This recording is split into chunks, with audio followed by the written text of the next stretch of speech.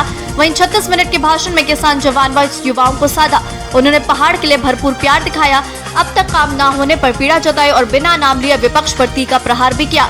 साथ ही जनता के सामने उत्तराखंड के समग्र विकास के मॉडल का विजन भी रखा। पंजाब में 15 जनवरी से सार्वजनिक स्थलों पर कोरोना वैक्सीन न लगवाने वालों की एंट्री पर पाबंदी लगाने के निर्देश देने के अगले ही दिन मुख्यमंत्री चरणजीत सिंह चन्नी ने आरोप लगाया कि कोरोना को लेकर बिना वजह डराया जा रहा है। भारतीय जनता पार्टी और आम आदमी पार्टी लोगों में भय पैदा कर रही है। ऐसा चुनाव टालने के लिए किया जा रहा है। चंडीगढ़ में मीडिया से बात कर रहे थे चन्नी ने कहा कि दिल्ली सरकार ने कई तरह की पाबंदियां लगा दी है। महामारी कोविड-19 ने इस साल अप्रैल मई में देश भर में कोहराम मचा दिया था। सितंबर अक्टूबर में लोगों के बीच इसका खौफ खत्म ही हो रहा था कि कोरोना वायरस का नया वेरिएंट ओमिक्रॉन दक्षिण अफ्रीका से निकलकर पूरी दुनिया में फैल गया। इस नए वेरिएंट की दहशत के कारण भारत के कई राज्यों में नाइट कर्फ्यू समेत कई प्रतिबंध लगा दिए गए हैं। कश्मीर में सुरक्षा बलों ने बीते 24 घंटों में 3 मुठभेड़ में कश्मीर टाइगर्स फोर्स के स्वयंभू चीफ कमांडर अल्ताफ और 2 पाकिस्तानी आतंकियों सहित कुल 9 दहशतगर्दों को मार गिराया। आतंकियों से लोहा लेते एक जवान बलिदान भी हुआ, जबकि 7 सुरक्षाकर्मी घायल हो गए। 3 में से 2 मुठभेड़ बीती रात कुलगाम और अनंतनाग में हुई थी। देश में 1200 के करीब पहुंचे ओमिक्रॉन के मामले। महाराष्ट्र में नए वेरिएंट से पीड़ित व्यक्ति की मौत। 22 राज्यों में फैला वायरस। देश में ओमिक्रॉन के मामले लगातार बढ़ रहे हैं। गुरुवार को कोरोना के नए वेरिएंट के 412 नए मामले सामने आए। ये एक दिन में ओमिक्रॉन के मामलों की सबसे ज्यादा संख्या है। इसके साथ ही ओमिक्रॉन से संक्रमित लोगों की संख्या बढ़कर 1193 हो गई। इसी बीच महाराष्ट्र में ओमिक्रॉन पीड़ित व्यक्ति की मौत हो गई। 3 जनवरी तक उत्तर भारत में शीतलहर का दौर। बर्फीली हवाएं करेंगी नववर्ष का स्वागत। मौसम विभाग ने 2 दिनों तक लोगों को घर से बाहर न निकलने की सलाह दी। मौसम विभाग के अनुसार दक्षिण पूर्वी दिशा से चल रही हवा उत्तर पश्चिम हो गई है। इससे उत्तर भारत के मैदानी इलाकों में बर्फीली हवाओं का दौर शुरू हो गया है। प्रधानमंत्री नरेंद्र मोदी ने 37 मिनट के अपने संबोधन में सर्वाधिक 49 बार उत्तराखंड का जिक्र किया। कभी राज्य को सौगात देने के बहाने तो कभी समृद्ध उत्तराखंड की परिकल्पना कर राज्य की बढ़ोतरी के लिए डबल इंजन सरकार की उपयोगिता गिनाना भी पीएम नहीं भूले। आगे कहा कि संकल्पों को डबल इंजन की सरकार ही साकार कर सकती है। डबल इंजन सरकार 5 बार मोदी की जुबान पर आया। एमबी इंटर कॉलेज के खेल मैदान में पीएम को जिन योजनाओं को लोकार्पण और शिलान्यास करना था, उनका खाका पहले ही तैयार हो चुका था। मंच पर लगी स्क्रीन पर वीडियो के माध्यम से इनके बारे में लोगों को बताया भी गया, मगर अपने संबोधन के दौरान पीएम ने तब लोगों को चौंका दिया जब उन्होंने हल्द्वानी वालों के लिए एक नए साल की सौगात लाई। पानी, बिजली, स्ट्रीट लाइट, सीवरेज और पार्किंग जैसी मूलभूत सुविधाओं पर 2000 करोड़ रुपए खर्च होंगे। प्रदेश कांग्रेस संगठन में नए पदाधिकारियों की नियुक्ति को लेकर प्रदेश कांग्रेस अध्यक्ष गणेश कोदियाल के बंधे हाथ आखिर खुल ही गए। चुनाव के मौके पर नए 109 प्रदेश सचिवों की नियुक्ति की गई। इन नियुक्तियों में पूर्व मुख्यमंत्री हरीश रावत समर्थक पुराने कांग्रेस नेताओं को जगह मिली। बीते जुलाई माह में कांग्रेस के प्रदेश अध्यक्ष गणेश कोदियाल को प्रदेश संगठन की पुरानी कार्यकारिणी मिली। कोदियाल ने कुछ नए पदों की नियुक्ति की, लेकिन बड़ी संख्या में नए पदाधिकारियों को शामिल करने में अड़चन बरकरार है।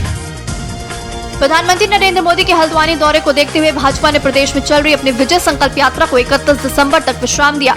यात्रा के प्रदेश संयोजक ज्योति प्रसाद गिरोला ने बुधवार को यहां पत्रकारों से बातचीत में जानकारी साझा की। उन्होंने बताया कि पिछले 11 दिन में 43 विधानसभा क्षेत्रों में इस यात्रा ने 2301 किलोमीटर का सफर तय किया। उन्होंने दावा किया कि इस दौरान हुई सभाओं समेत अन्य कार्यक्रमों में 3.35 लाख व्यक्तियों ने भागीदारी ली।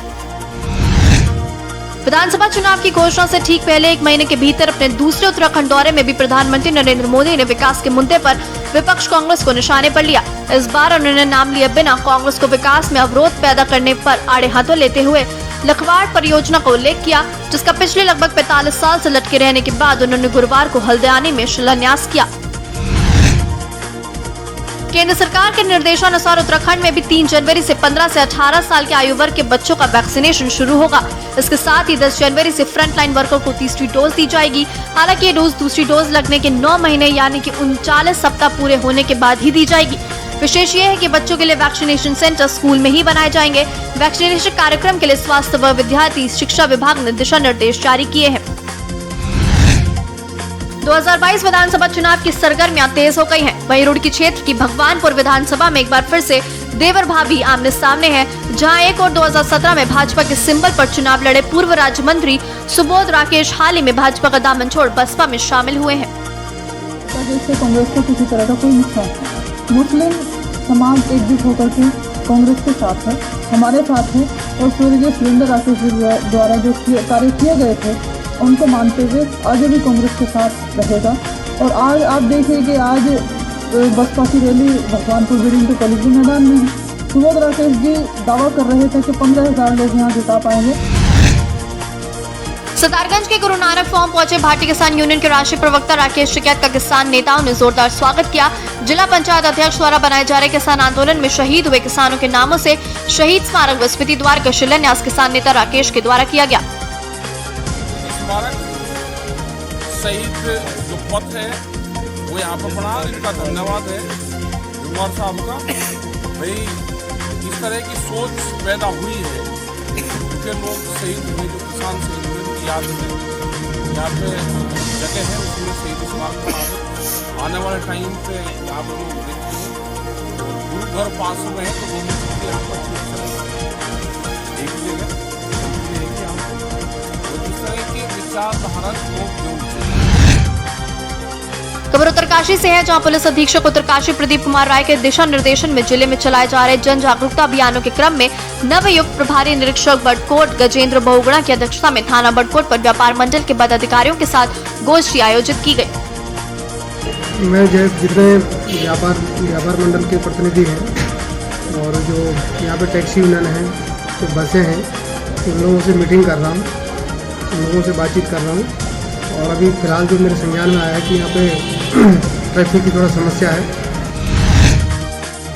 खबर नैनीताल से है, जहां हाईकोर्ट ने कुमाऊं विश्वविद्यालय नैनीताल के वीसी पद को चुनौती देने वाली याचिका पर सुनवाई की।